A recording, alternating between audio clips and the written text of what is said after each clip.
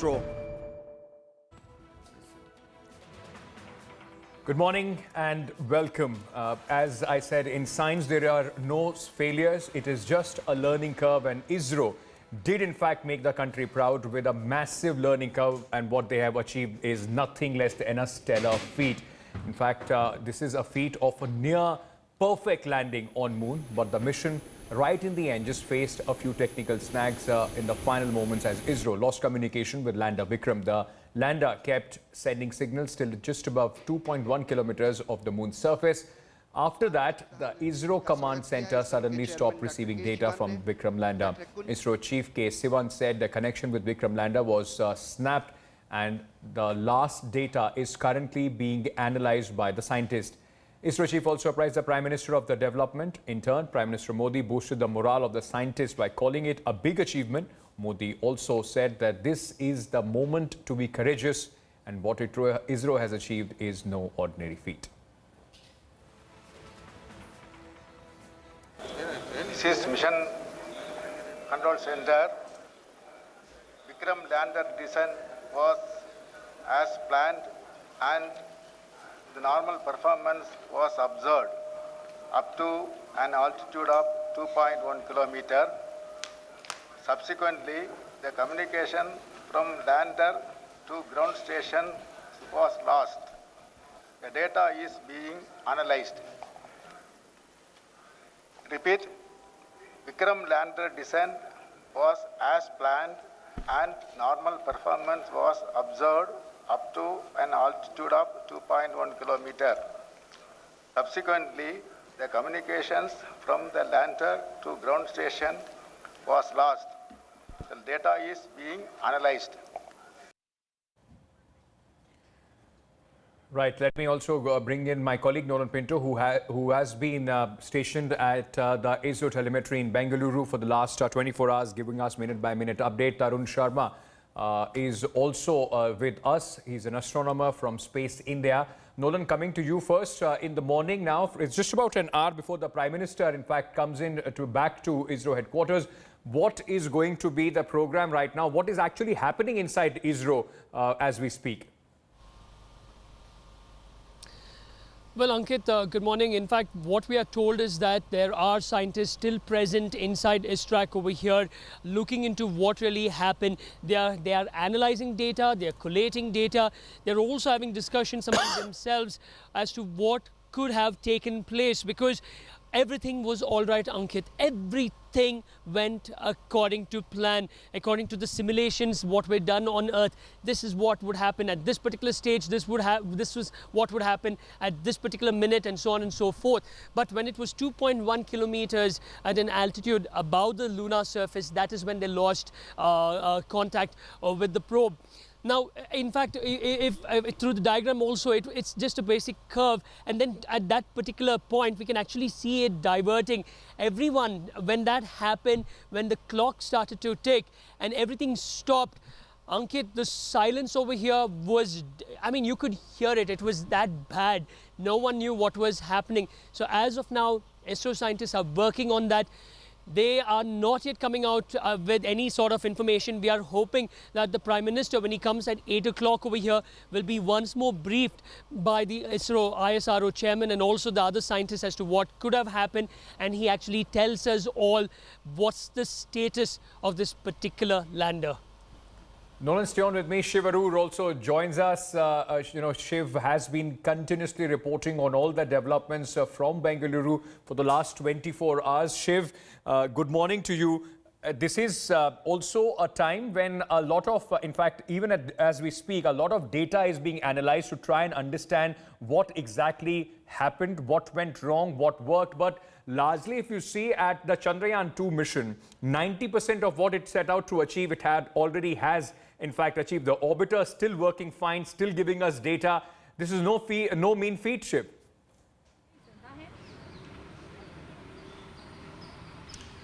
In fact, if you look at just in terms of the the number of payloads that still exist on the orbiter and the distance traveled by the spacecraft itself, I would say way more than 90% has already been registered as successful, Ankit. Yes, a lot of data has to be analyzed because the last phase, the very crucial last phase, let's not, we shouldn't downplay the seriousness of what has happened, even while we acknowledge the success of the remainder of the mission. The fact that the last part didn't, encompass the outcome that Isro was expecting and hoping for means that something went seriously wrong, and those wrongs need to be corrected, if not at least understood for the next mission. And in pursuit of that, all manner of data, Ankit, whether it is electromagnetic signals or data in the form of photographs, sensor data, anything that the lander may have emanated just before it went into radio silence, will be very, very valuable at this point of time. Because when the lander is invisible to all other sensors, nobody knows where it is right now. Did it, drift even more downward? Did it tumble? Did it roll over? Did it crash land? Is it intact in some manner only to, wake up a few days later? The situation is very vague right now, and that's the reason why every last bit of data from the lander itself, right before it went into radio silence, is going to be absolutely crucial. There will be informational analysts who are experts at Isro, who are trained in squeezing every last bit of meaning from the smallest bits of data. The smallest sensor indication or signal, could provide a hint about the orientation of the spacecraft right before it went into radio silence, and could suggest some kind of extraneous circumstance that could have caused this very unpleasant outcome in the final phase. So all of that is going to be the priority right now at Isro. I can bet no scientist has had a wink of sleep after what happened, and therefore I think information analysis, squeezing out that last bit of data to provide any possible clues about what could have happened to the Vikram lander, is going to be top of the pack right now, Ankit. That's right. And, also what will be important right now would be for, as Shiv is telling us, for the scientists to analyze, in fact, what happened in the final, phase of this landing. It also, in a sense, gives a stepping stone for the success and the learning curve for Isro for the future missions, not only to moon, but also as India plans, a big space thirst going forward from here. Now, Prime Minister Narendra Modi boosted the morale of the scientists. Listen in to what he said after he was told that the mission control has lost communication with Vikram lander. देखिए, जीवन में उतार चढ़ाव आते रहते हैं, और जब मैं देख रहा था कि अब कम्युनिकेशन ऑफ हो गया है, तो मैं देख रहा था आपके सारे चेहरे एकदम से हो गए। लेकिन ये कोई छोटा अचीवमेंट नहीं है जो आप लोगों ने किया। देश आप पर गर्व करता है, और आपकी इस मेहनत ने बहुत कुछ सिखाया भी। और जैसा मुझे बताया सब साइंटिस्टों ने कि अगर फिर से कम्युनिकेशन शुरू हुआ तो फिर तो ये बहुत सारी चीजें हमें देता रहे। तो होप फॉर द बेस्ट। लेकिन मेरी तरफ से आपको बहुत बधाई है। बहुत उत्तम सेवा की है आपने देश ने। आपने बहुत बड़ी सेवा की है विज्ञान की, और आपने बहुत बड़ी सेवा की है मानव जात की। इस पड़ाव से भी हम बहुत कुछ सीख रहे हैं। आगे भी हमारी यात्रा जारी रहेगी, और मैं पूरी तरह आपके साथ हूं। हिम्मत के साथ चलें।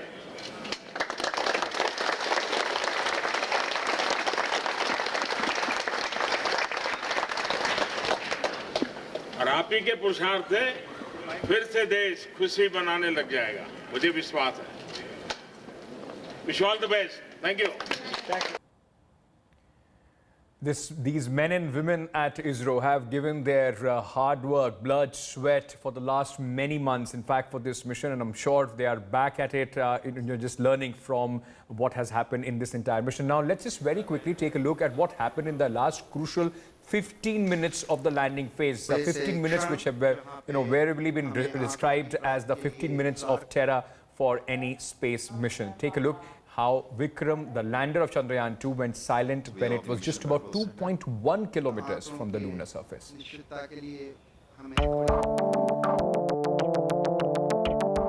Lander Vikram was up against the feared 15 minutes of terror. In a span of just 15 minutes, Lander Vikram had to lower the speed from 21,600 kilometers per hour to just 7 kilometers per hour. Roughly the speed at which we walk. The lander had to apply sudden brakes, keeping the landing in control and remain on the planned trajectory. To touchdown, the lander Vikram fired 4 of its reverse thrusters, essentially engines in the opposite direction. Vikram's engines pushed the lander up, in effect slowing down its landing speed. Nearing the moon's surface, Vikram had to deploy its 3 cameras to scan the surface, hunting for an ideal landing position and spot.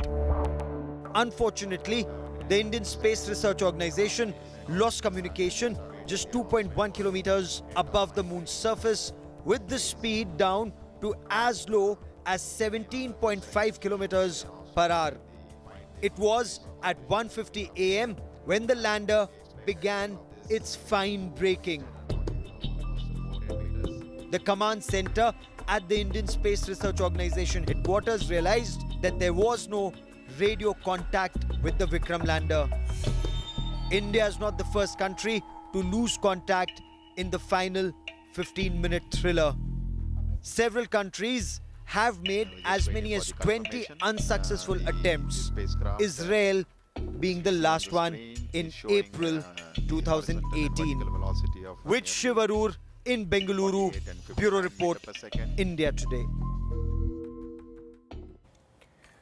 Let me now just walk to our big wall there and just try and show you exactly what transpired, what went wrong, even if I can call it what went wrong, because the fact remains at this point of time that there is a lot of data still being analyzed. Still, there is a complete attempt being made to reestablish contact with Vikram lander. We yet don't know what is the final status as far as the lander is concerned. So what happened? What we know so far is that the communication was lost with Vikram lander. It was at around 1:52 a.m. That the last was heard from Vikram lander, and since then there has been absolute silence. It was just about 0.3 kilometers, so just about 300 meters from the lunar surface. The lander was seen off trajectory about 2.1 kilometers from the moon. That is when the contact was lost. Data is currently being analyzed by the scientists. They have not gone back home. They are not, in fact, in any sort of disappointment. Yes, they were hoping for the last objectives to be achieved. But right now, important job of trying to reestablish contact and trying to analyze the last bit of data which has come in from Vikram lander in fact, is going on at the Isro headquarters in Bengaluru. Shivarur continues to be with us. Shiv, you know, this also, and I'll be very honest about it, this also brings the reality check for the entire globe, for all space agencies. Space is a brutal business. The success ratios are very, very limited, and that is exactly once again, in fact, being visible in what we had seen yesterday night.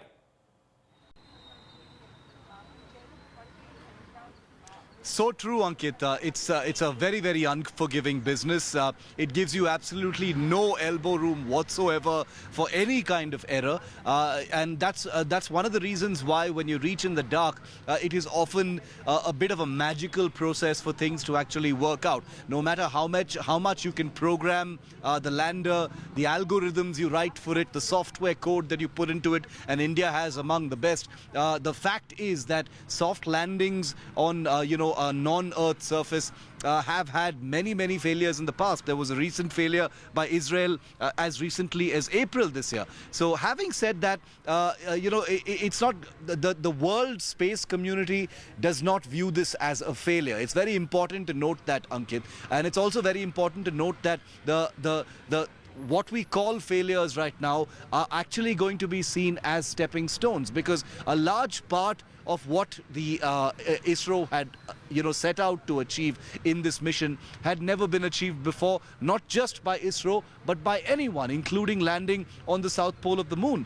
So as global agencies including NASA and others were looking at Isro, they were rooting for Isro, because if Isro managed to do this successfully, it would mean it could be done in a very cost-effective manner, and that benefits all space agencies the world over. The fact that Isro has not managed to do it means there will be some contemplation. There is going to be some, what we call mehnat, in terms of squeezing out meaning from the data that can be, accessed at this point of time. There is going to be the huge challenge, Ankit, of the lack of data. What if there is no data at all? Is there a possibility that nobody will ever know what happened, to the lander? That is, of course, one possibility, since we're talking about scientific exploration. But I think as far as accepting that something went wrong is important, at the same time, it's also important to accept that whatever went wrong has to be a learning so that the next time will be better. And Tarun, this is not new to Isro or to the scientific community or the space explorers, because the fact remains that even with Isro, if you look at the history for trying to go completely indigenous, make in India kind of programs, they have come a long way. They have learned from many failures before as well, be it the launchers, be it in fact the mission to moon, the Chandrayaan-1 and Chandrayaan-2 now as well, is only going to be a stepping stone for future endeavors.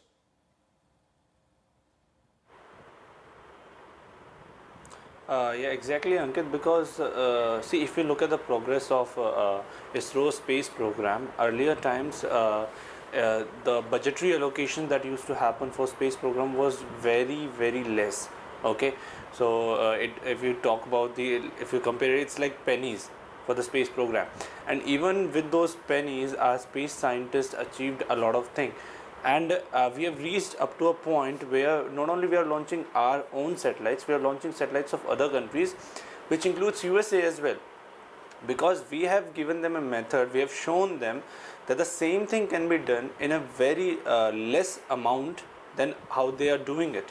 Okay, the same, if you just look at the Chandrayaan-2 mission, or before that, if you look at the Mars orbiter mission, the Mangalyaan mission, which was done under 500 crore rupees, and no other country had done it in such a small amount, and that too in its first attempt only. Okay, same goes for Chandrayaan-1, it was very cost efficient, and same goes for Chandrayaan-2. So we completed the whole mission. I won't say completed yet, okay, let's wait for the announcement, but the whole mission's cost was just 978 crore rupees, okay. And if you compare it with all the other missions of maybe NASA or European Space Agencies or Roscosmos, so this cost comes out to be around 1/8 or 1/9 of their average cost missions to moon. So in that way, we have been very cost efficient. Secondly, if you look at the space program, most of the things we have developed on our own. So there had been a lot of sanctions on us in the past because of our nuclear tests. Yes. And we were not able to partner with other countries and import the techniques. And for example, I'll give you a simple example of cryogenic engine.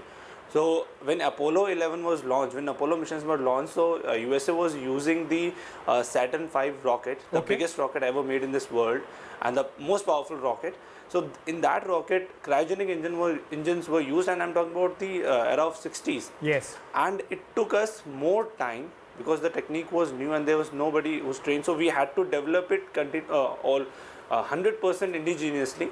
But the talent pool that we have, the scientists that we have, the determination that they have, that even with less budget, okay, they were able to make their own cryogenic engine, which is Tarun, very you know, crucial very for important deep that space you are making mission these points, and because our human space flight program. absolutely, this also tells you know, our viewers, and it also says a lot about how the Indian Space Research Organization, despite all odds, has been in fact continuously been taking leaps and bounds as far as space research is concerned. And whatever we learn, this is a mission which is historic. Make no mistake about that, ladies and gentlemen. Now, meanwhile, just also listening to the scientists from Isro, those who spoke after the mission in the final stages of the landing, developed a snack.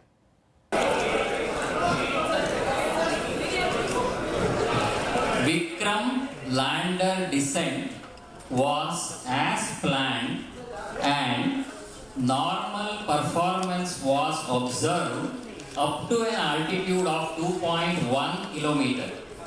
Subsequently, communication from the lander to the ground stations were lost. Data is being analyzed. The planned press conference hence is called off. Nolan Pinto continues to be with us. Nolan, the planned press conference at that moment was called off, but we are sure that there is going to be after, because right now the scientists are busy working, trying to extract the maximum data that they can. There would be a detailed explanation of what happened from the scientists very soon, isn't it? Ankit, absolutely, that will happen. In fact, one could not expect a press conference from ISRO chairperson to come out there and tell us what really happened when ISRO themselves was trying to figure out what actually happened when it was 2.1 kilometers above the lunar surface. Now they are trying to analyze data, they're collating data. So 8 o'clock is when Prime Minister will address the nation. He will address actually ISRO scientists as well.